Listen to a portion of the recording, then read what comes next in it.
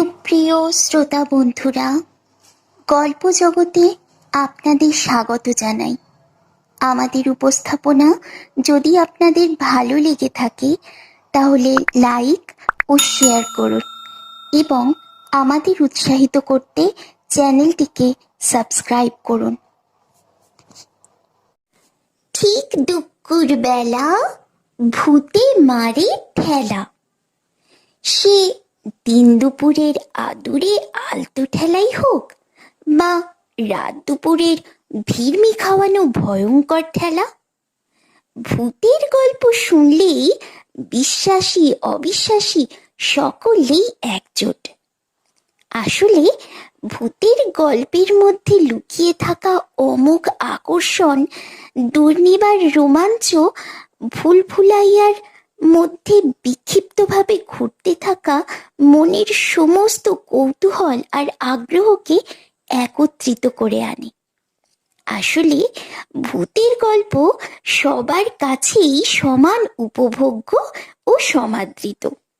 তাই গল্প জগতের আজকের নিবেদন দুটি মজাদার ভূতের গল্প।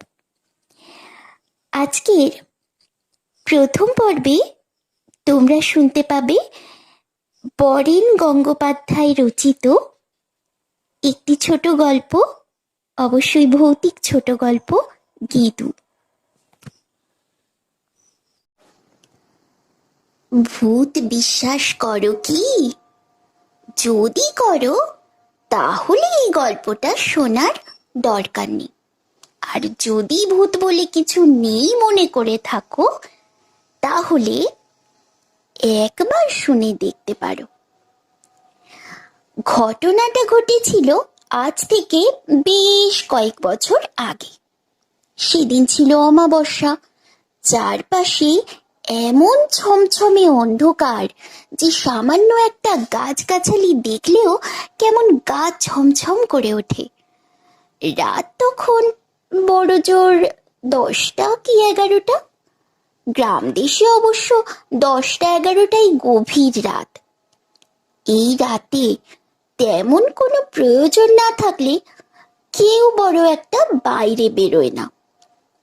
তা সেই রাতে গেদু নামে একটা ছেলেকে দেখা গেল হন হন করে নদীর ঘাটের দিকে ছুটে আসছে। পরনে মালকোচা মারা ধুতি, গায়ে ফতুয়া, খালি পা। ছুটতে ছুটতে গেদু ঘাটে এসে দেখলো ঘাটটা খাঁ খাঁ করছে, ফাঁকা।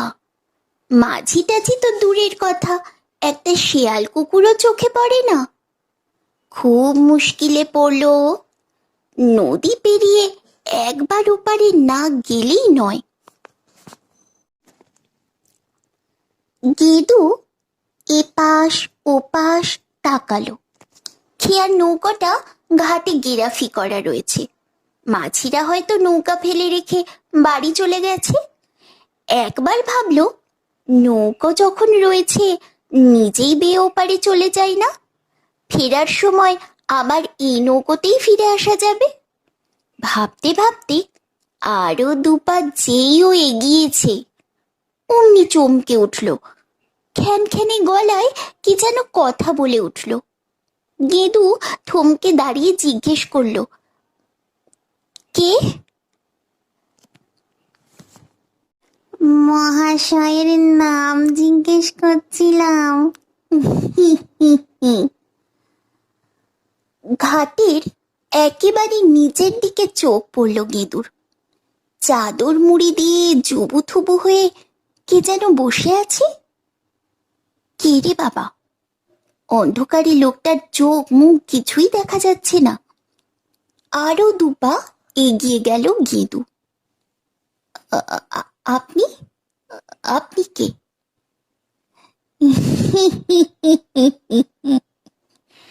লোকটা কেমন অদ্ভুত শব্দ করে হাসলো।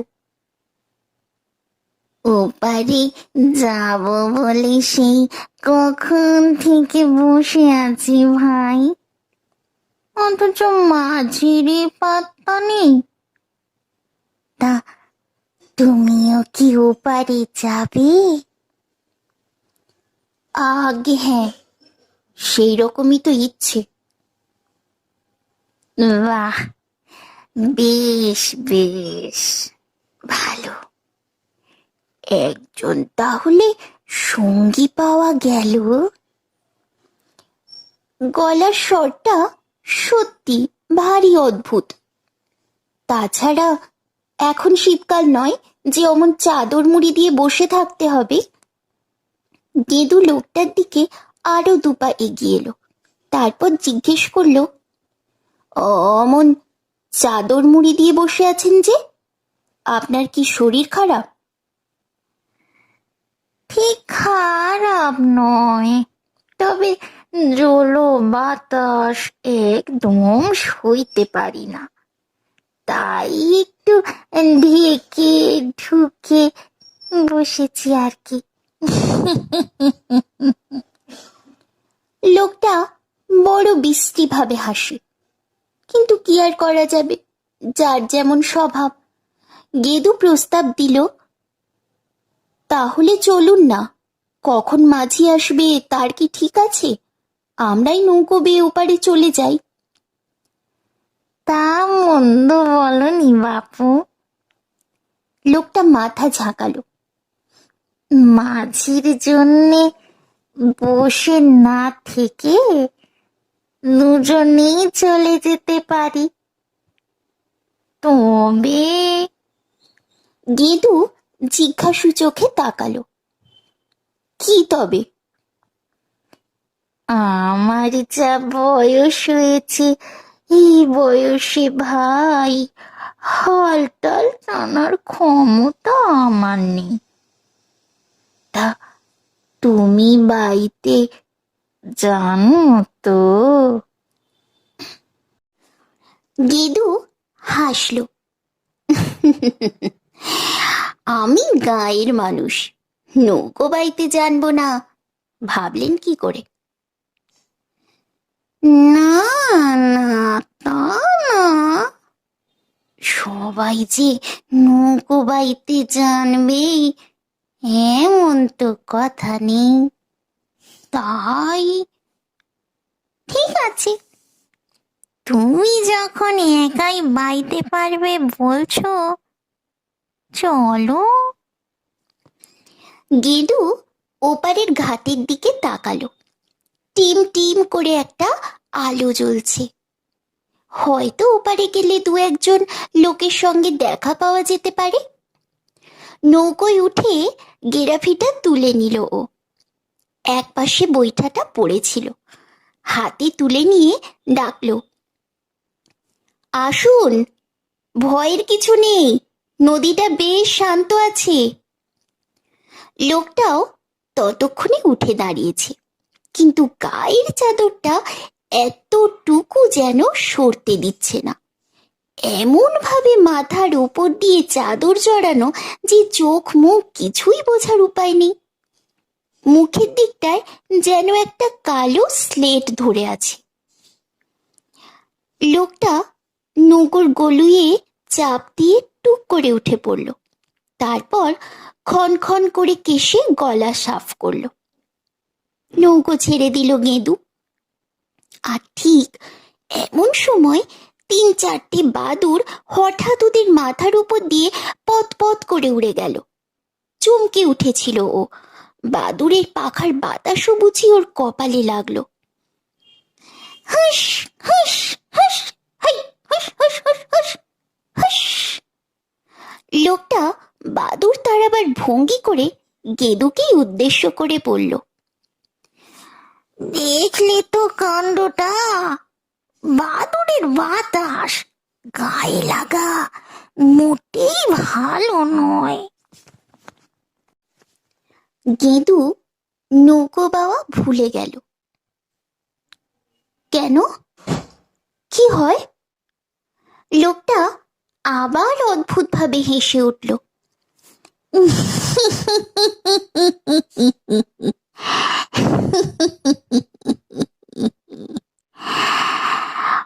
অল্প বয়স, রক্ত গরম রয়েছে তো, তাই বুঝবে না।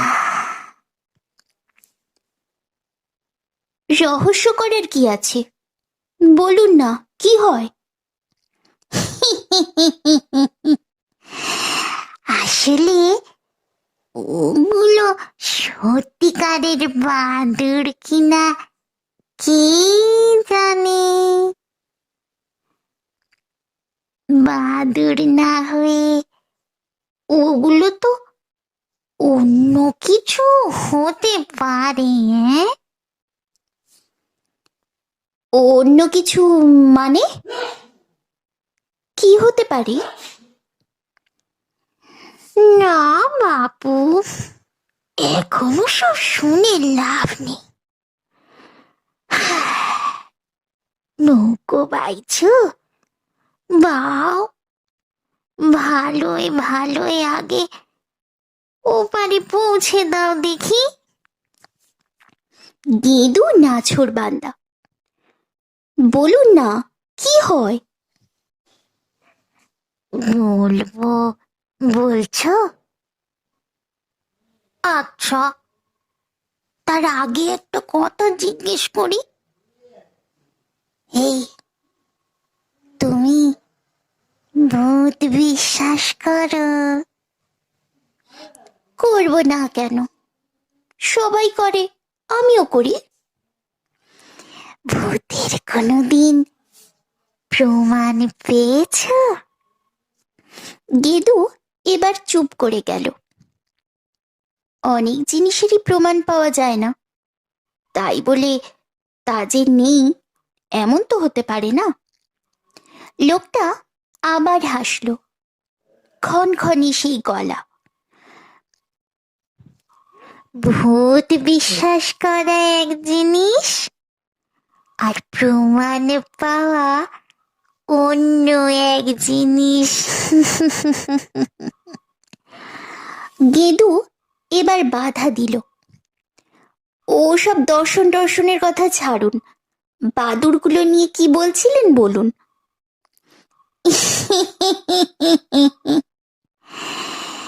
বাদুড়ের ছদ্মবেশে ওগুলো যে ভূত নয় বুঝলে কি করে? গেদু আবার নৌকো বাওয়ায় মন দিল। আপনি বুঝি ভূতকে খুব ভয় পান? হ্যাঁ, ভয় পাবো না? বলো কি হে, ভূতকে ভয় পায় না এমন কেউ নেই এ পৃথিবীতে। আমি তো কোন ছাড়। গেদু লোকটার দিকে আবার তাকালো। সত্যি সত্যি লোকটার কোনো রহস্যই ধরা যাচ্ছে না। একবার ইচ্ছে হলো উঠে গিয়ে ঝট করে ওর গায়ের চাদরটা সরিয়ে দেয়। চাদর সরালেই হয়তো লোকটার চাদরের নিচে একটা কঙ্কাল ছাড়া কিছুই নেই। কি হে, কি ভাবছো? কই, কিছু না তো। গেদু আবার জোরে জোরে বৈঠা চালাতে শুরু করলো। আজ অমাবস্যার রাত হলেও সারা আকাশ ঝকমক করছে তারায়। আরো খানিকটা এগোবার পর নৌকোটা মাঝ নদীতে এসে হাজির হলো। গেদুই এবার পাল্টা জিজ্ঞেস করলো, কি ভাবছেন? লোকটা ক্ষণ করে কেশে আবার গলা পরিষ্কার করে নিল।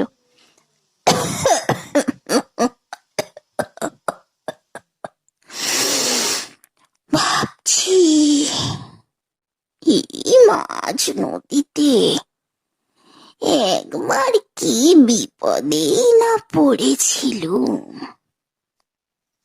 কি বিপদ? লোকটার দিকে তাকিয়ে থাকে গেদু। সেদিনও ঘোর অমাবস্যা, তার উপর আবার কাল বৈশাখীর মেঘে আকাশ ছাওয়া। তারই মধ্যে এক আনাড়ি মাঝি আমাকে পার করে দেওয়ার জন্য নৌকো ছাড়লো। মাঝ নদীতে, বুঝলে হে, ঠিক এইখানে। যখন এলাম তখন উঠলো ঝড়। সে কি ঝড়, সে কি ঝড়, সে কি ঝড়। তাকিয়ে থাকে গেদু। ঝড়ের মধ্যে কিছুক্ষণ লড়াই চলল, কিন্তু শেষ রক্ষা হলো না। নৌকোটা ডুবে গেল। সে কি ডুবে গেল?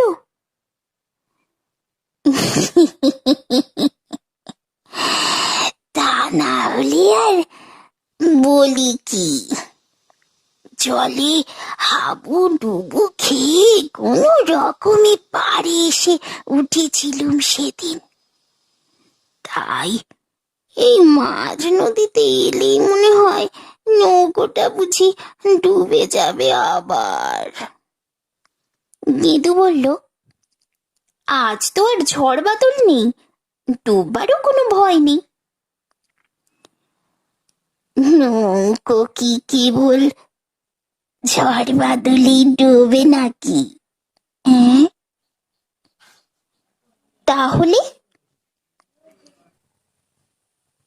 নৌকোয় তো পাটাতন নেই। একবার নিচের দিকে তাকিয়ে দেখো দেখি। গেদুর কেমন সন্দেহ হলো। নৌকার খোলের দিকে সে ভয়ে ভয়ে তাকালো। তাকিয়ে চমকে উঠল। নৌকোর তলায় প্রচুর জল, অথচ ছাড়ার সময় এক ফোঁটাও জল ছিল না। এখন যেন তলা দিয়ে বক বক করে জল ঢুকছে, আর একটু সময় গেলেই নৌকোটা নির্ঘাত ডুবে যাবে। মাথায় রক্ত চড়ে গেল গেদুর। বৈঠাটা ফেলে দিয়ে লাফিয়ে উঠে দাঁড়ালো। তারপর লোকটার দিকে এগিয়ে এলো।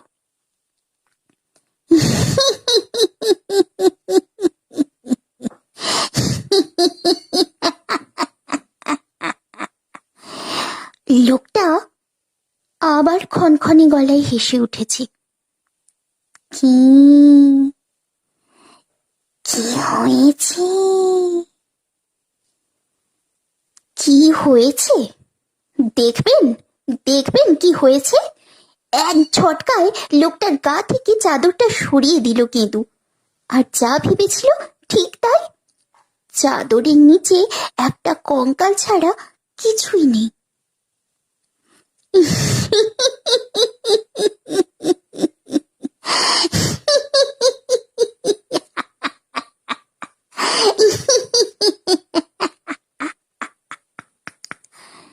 লোকটা কেবল হেসেই চলেছে, হেসেই চলেছে। গেদু বলল, তবে রে, আচ্ছা দেখাচ্ছি, বলেই নৌকা থেকে এক লাফ দিয়ে একেবারে জলে। কিন্তু কি আশ্চর্য, ডুবে গেল না গেদু। শরীরটা যেন তুলোর মতো হালকা।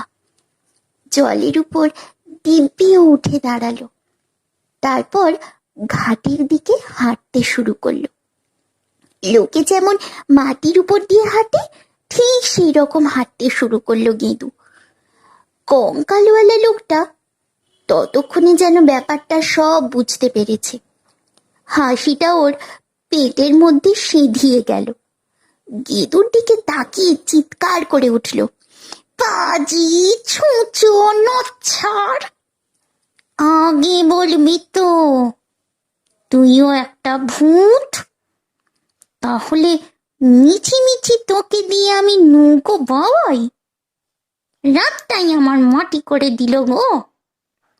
গেদু ততক্ষণে প্রায় ওপারে পৌঁছে গেছে। লোকটাকে বোকা বানাতে পেরে ওর যেন আর আনন্দের শেষই নেই।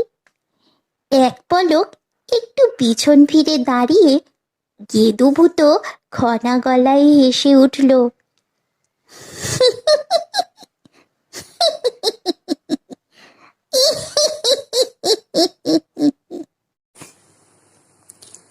আমাদের দ্বিতীয় নিবেদন, ভূতের হাতের রান্না।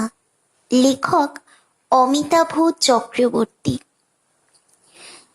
ঝাপুর ঝুপুর বৃষ্টির রাতে খিচুড়ি ডিম ভাজার সঙ্গে যদি ভূতের গল্পের আমদানি করা যায়, তাহলে এর যে আনন্দ ত্রিভুবনে আর নেই। গরম গরম খিচুড়ি মুখে ঠেসে ছোট মামা নিজেই কথাটা পারলেন। শুনে আহ্লাদে আটখানা তিথি আর অয়ন। দুজনে একবার চোখে চোখে কথা হয়ে গেল। ধর চেপে ছোট মামাকে, ভূতের গল্প চাই চাই।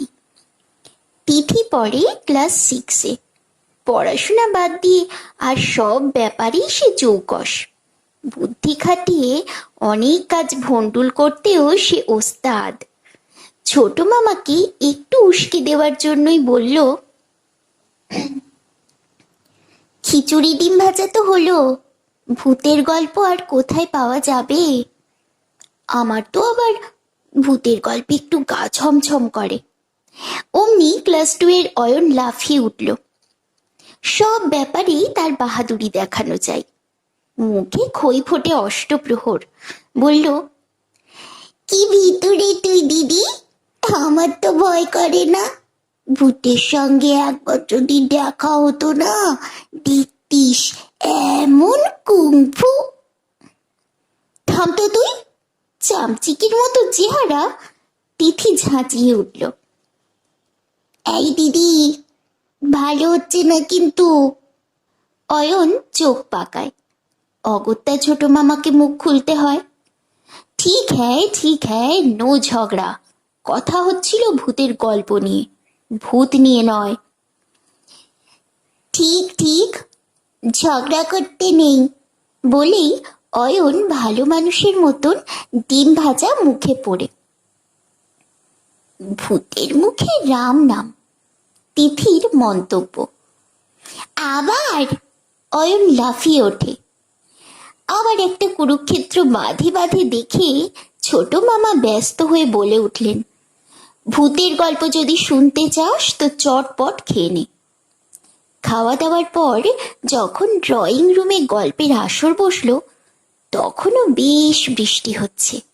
ছোট মামা ডিভানের ওপর আসন পিড়ি হয়ে বসলেন। হঠাৎ অয়ন বলে উঠল, সত্যিকারের ভূতের গল্প বলতে হবে কিন্তু। অমনি তিথিও জুড়ে দিল, হ্যাঁ ছোট মামা, সত্যি ভূতের গল্প বলো না। বইয়ে যেসব ভূতের গল্প থাকে সব মিথ্যে মিথ্যে, একটা সত্যি ভূত। সে তো তোরাই, ছোট মামা বলেন। না, ওসব কথায় ভোলালে হবে না, একটা সত্যি ভূতের গল্প চাই। তিথি নাছোড়বান্দা। সত্যিকারের ভূতের গল্প আবার হয় নাকি? ছোট মামা কিন্তু করতে থাকেন। খুব হয়, তুমি বললেই হয়, অয়ন বলে। বলেই ছোট মামা চুপ করে কি যেন ভাবতে থাকেন। খানিক পরে বলেন, তাহলে তো আমার ছোট মামার গল্পটাই বলতে হয়। এটা আবার কি? তুমি তো আমার ছোট মামা, তোমার আবার ছোট মামা? অয়ন অবাক হয়ে শুধোয়। কি বোকারে, তোর যদি একটা ছোট মামা থাকতে পারে, তাহলে আমার একটা ছোট মামা থাকতে দোষ কি? ছোট মামা বোঝাতে চেষ্টা করেন। তাহলে তো সেটা হলো ছোট মামার গল্প, অয়ন বলে। তাহলে তাই হবে, ছোট মামার উত্তর। দূর চাই, এই ছেলেটা মহাপাজি তো, কেবল কথায় কথায় গোলমাল পাকায়, এদিকে গল্পটা পালিয়ে যাচ্ছে। তিথি অধৈর্য হয়ে পড়ে। দেখ দিদি, অত ফোঁস করিস না তো, আমি কথা বলছি আমার ছোট মামার সঙ্গে, তোর কি? অয়ন ঝাঁঝিয়ে ওঠে। আহারে, ছোট মামা যেন ওর একলার, টিপ্পনি কাটে তিথি। আবার গোলমাল ক্রমশ বাড়ছি। সুতরাং ছোট মামা আবার ব্যস্ত সমস্ত হয়ে বলে উঠলেন, স্টপ স্টপ, গল্প শুরু হয়ে যাচ্ছে, সত্যিকারের গল্প। সত্যিকারের? অয়ন কিছু বলতে যাচ্ছিল।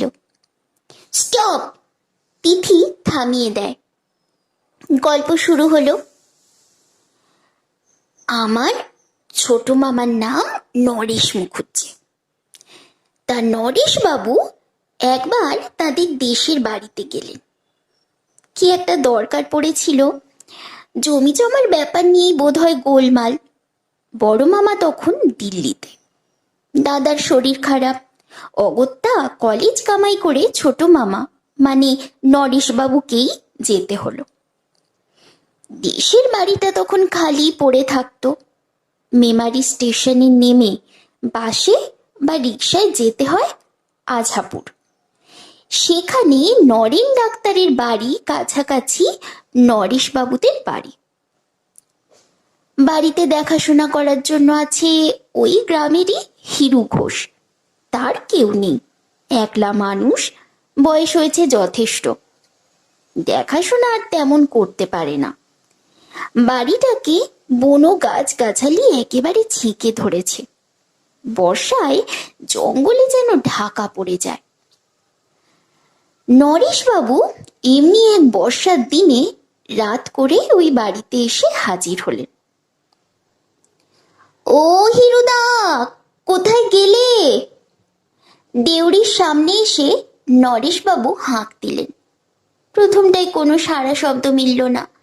নরেশবাবু আরো কয়েকবার ডাকাডাকি করলেন। শেষটায় দেখতে পেলেন একটি লম্ফ এগিয়ে আসছে। দেখে আশ্বস্ত হলেন। এতক্ষণ একটু ভয় ভয় করছিল, আলো হাতে কাউকে এগিয়ে আসতে দেখে ভয়টাই চলে গেল। এই হিরুদা নাকি? আগে ছোট দাদা বাবু। হ্যাঁ গো, কতক্ষণ ধরে ডাকছি, তুমি শুনতে পাওনি? হিরু তার জবাব দিল না। প্রশ্ন করল, তা দাদা বাবু হঠাৎ এলেন যে? এবার নরেশবাবু অবাক হলেন, বিস্ময় সুরে বললেন, সে কি, তুমি তো চিঠিতে লিখলে বাবাকে আসতে, জমি জমা নিয়ে কি যেন একটা গোলমাল হয়েছে? ও, আসুন। হিরুদা আলো দেখিয়ে ভিতরে নিয়ে যান। নরেশবাবুর কেমন খটকা লাগে। হিরুদার কথা শুনে মনে হলো চিঠি লেখার কথাটা যেন ও জানেই না। পরে ভাবলেন, বুড়ো মানুষ, সব কথা সবসময় হুট করে মনে আসতে নাও পারে। চিঠিটা অবশ্য লিখেছিল দিন 10 আগে। কে আসবে এটা ঠিক করতে করতেই কদিন চলে গেল। আসতে একটু দেরি হলো। নরেশবাবু কথাটা শেষ করতে পারলেন না। তাই একটু দেরি হলো বই কি, হিরুদা ঝটিতি জবাব দেয়। হঠাৎ এক পশলা বৃষ্টি হয়ে গেল। রাতে খেতে বসে নরেশবাবু শুধলেন, কেমন আছো হিরুদা?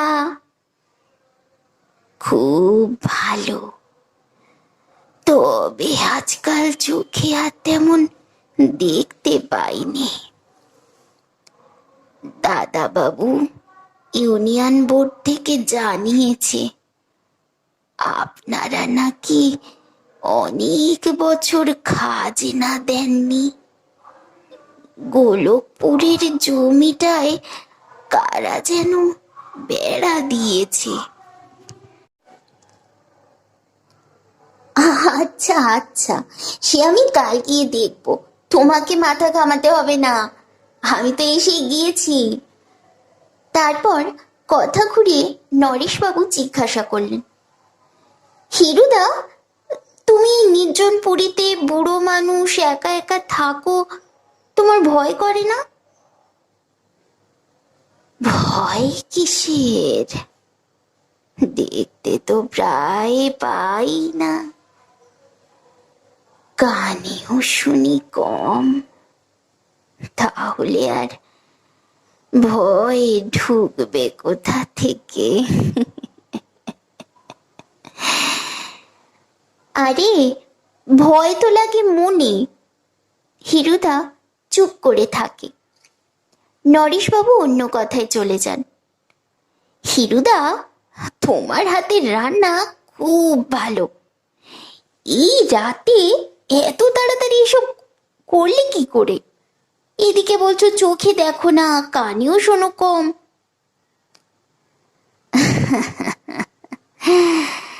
রাধে মন। হিরুদার গলায় এইরকম জবাব শুনে নরেশবাবু চমকে ওঠেন, খুশিও হন, অল্প শব্দ করে হেসে ওঠেন। জানাই ছিল মাঝে মাঝে ভারিক্কি চালে কথাবার্তা বলা হিরুদার অভ্যাস। খেতে খেতে হঠাৎ চোখ ফিরিয়ে হিরুদার দিকে তাকাতেই অবাক হয়ে যান। সত্যি বলতে কি এতক্ষণ হিরুদাকে ভালো করে দেখাই হয়নি। এবার সরাসরি মুখ তুলে তাকাতেই নরেশবাবুর বুক ছেদ করে ওঠে। কি রকম যেন মুখটা, রক্ত শূন্য, ধবধবে সাদা। হিরুদার গায়ের রং কালো না ফর্সা? মনে পড়ছে না। চোখে কোনো আলো নেই, মরা মাছের চোখ, একটা মমি। নরেশবাবু চটপট খাওয়া ছেড়ে উঠে পড়েন। আঁচাতে আঁচাতে একটু গলা চড়িয়ে ডাকেন, এ হিরুদা, দাদা বাবু। দূর থেকে যেন সাড়া দিল। তোমার শরীর খারাপ নাকি? আগে না, কদিন আগে একটু জ্বর মতন হয়েছিল, এখন সেরে গেছে। দাদা বাবু, এদিকে আজকাল সাপের বড় উৎপাত বেড়েছে। শেষের কথাটা কেমন যেন বেখাপ্পা শোনালো নরেশবাবুর কানে। মুখে কিছু বললেন না। আবার এক পশলা বৃষ্টি হয়ে গেল।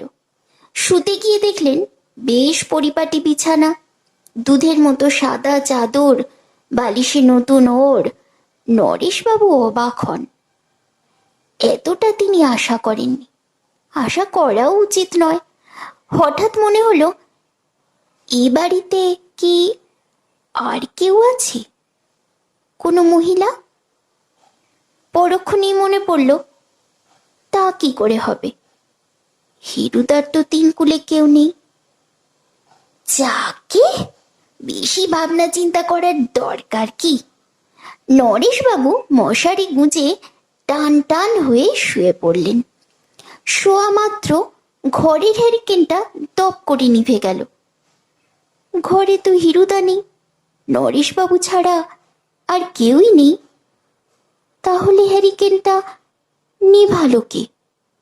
নরেশবাবু নিজেকেই প্রশ্ন করলেন। আবার বুকের মধ্যে সেই রকম ছেদ করে উঠল। তারপর ভাবলেন হয়তো হাওয়ায় নিভে গিয়ে থাকবে।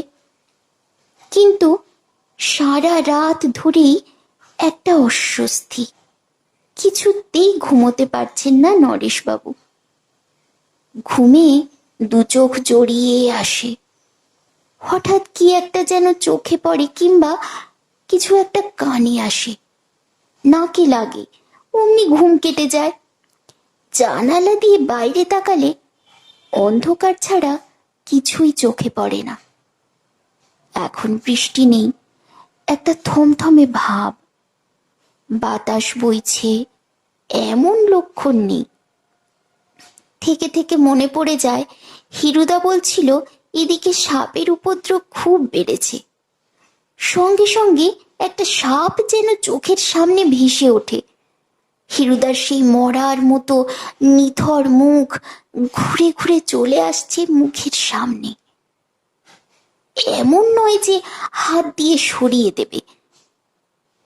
হ্যারিকেনটা হঠাৎ নিভে গেল কেন? এইভাবে অস্বস্তি, দুশ্চিন্তা ও ভয়ের মধ্যে দিয়ে সারা রাত কেটে যায়। ভোর না হতেই নরেশবাবু বিছানা ছেড়ে উঠে পড়েন। শার্টটা গায়ে চড়িয়ে বাইরে এসে দেখেন আকাশ পরিষ্কার। গতকাল রাতের ঘটনায় মন বিগড়ে আছে। ভাবলেন ভোরের হাওয়া গায়ে লাগিয়ে আসি। চটি পায়ে বেরিয়ে এলেন। বাড়ি থেকে রাস্তায় আস্তে আস্তে চোখে পড়ল জঙ্গল যেন বাড়িটাকে গিলে খাচ্ছে। এইভাবে আর দু একটা বর্ষা কাটলে এটা নির্ঘাত ভূতের বাড়ি হয়ে যাবে। রাস্তায় নেমে না ঘুমানোর ক্লান্তি অনেকটা কেটে গেল। ঠান্ডা হাওয়া এসে লাগলো চোখে মুখে। গ্রামের সব রাস্তায় নরেশবাবুর জানা। গ্রামের লোকজনরা ভোর না হতেই উঠে পড়ে। তবু এদিন নরেশবাবুর নজরে পড়ল লোকজন বড় একটা দেখা যাচ্ছে না। হতে পারে বর্ষাকালে একটু দেরি করে ওঠার অভ্যেস হয়েছে বাবুদের, কিন্তু একজনের সঙ্গে দেখা হবেই। ভাবতে ভাবতেই স্কুল বাড়ির পেছন দিকটার রাস্তায় নরেন ডাক্তারকে দেখা গেল। হন হন করে আসছে। কাছে আসতেই নরেশবাবু প্রণাম করলেন, বললেন, ভালো আছেন কাকাবাবু?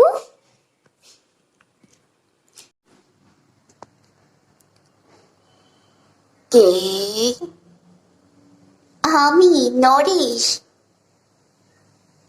ও, জিতেনের ছেলে তুমি? এরপরেই ডাক্তারবাবু অবাক চোখে খানিকক্ষণ তাকিয়ে রইলেন নরেশবাবুর দিকে। তা বাবা, এই সময় তুমি? এই একটু বেড়াতে বেরোলাম, কাল রাতে এসেছি। কাল রাতে এসেছো? উঠেছ কোথায়? এবার নরেশবাবুর অবাক হওয়ার পালা। এই প্রশ্ন কেন?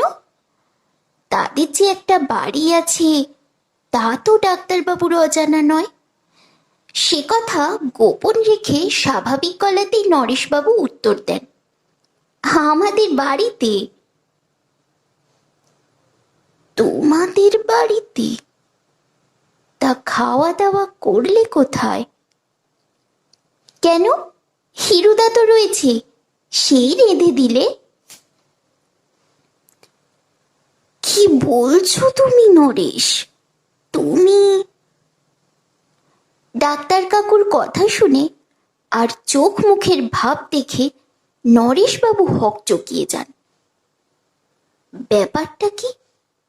এর মধ্যে অস্বাভাবিক ব্যাপার তো তিনি কিছু দেখতে পাচ্ছেন না। গতকাল রাতে ভালো ঘুম হয়নি সেটা সত্যি, কিন্তু এরকম তো হতেই পারে এক আধ দিন।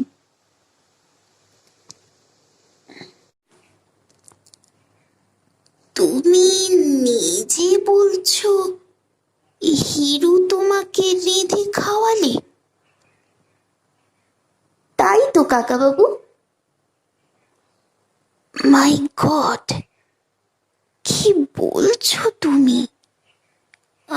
আমি তো কিছুই বুঝতে পারছি না। অবিশ্বাস্য।